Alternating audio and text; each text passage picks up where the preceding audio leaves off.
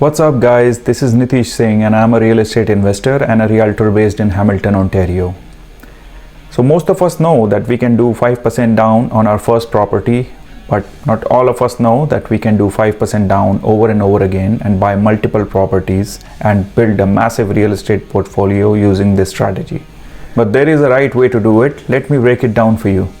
As a summary, our plan would be to buy our first house doing a 5% down payment, move into the house, live there for 1 to 2 years, buy the second house doing a 5% down payment, move into the house while turning the first house into a rental property, then living in the second house for 1 to 2 years, and then buying the third house doing a 5% down payment, and then again turning the second house into a rental property. However, let me be very clear that you can do 5% down on a property only if you intend to live in that property for a year, and it is easy to implement in cities like Hamilton, Oshawa, Kitchener-Waterloo, where you can generate enough rental income which can cover at the very least the mortgage and the property tax. Step 1 is buying your first house. So this is the most important step of the whole process because this will build your foundation and it will also build your mindset, which will help you buy the other 2 properties in the future. So once you go out there looking for your first property, just keep it in your mind that this is not your forever home and you have to live there for 1 to 2 years. And once you move out, this property should be able to generate enough rental income to cover the property tax, insurance, and the mortgage at the very least.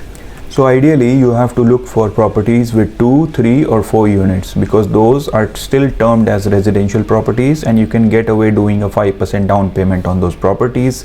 Plus, once you move out, there are high chances that those properties will cash flow positive. Now there are 2 reasons why it is important for the property to cash flow positive.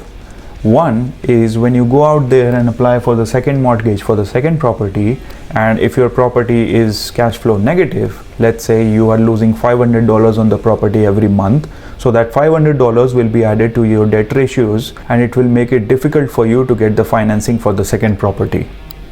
Another reason why a positive cash flow is important, because when you have a positive cash flowing rental property, it motivates you and it pushes you to buy your next rental property as soon as possible. So step number 2 is buying the second property, again using a 5% down payment while turning the first one into a rental property.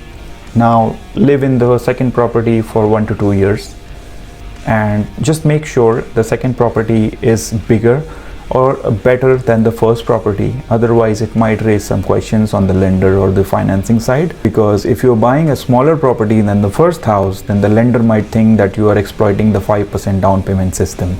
Step number 3 is buying the house number 3 using a 5% down and moving into that property, turning the second property into a rental property, and now either you can live in the house number 3 forever, or you can rinse and repeat the process again and buy another property using 5% down. Now if you do the process right, see where you are in just a span of 2 to 4 years. You own 3 properties which are worth in combined 700,000 plus 750 plus 850, so makes it $2.3 million worth of assets using just the down payment of 45,000 plus 50,000 plus 60,000, which sums up to 155,000 down payment.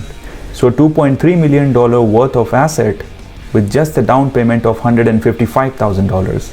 Isn't that amazing? And you have 2 rental properties which are bringing in $4,300 from the property 1 and $4,300 from the property 2 as rental income every single month. Now if you can hold all these 3 properties for 30 years, all the mortgages will be paid off, and at a generous appreciation rate of 4%, the property values would be $2.3 million for the property 1, $2.5 million for the property 2, and $2.8 million for the property 3.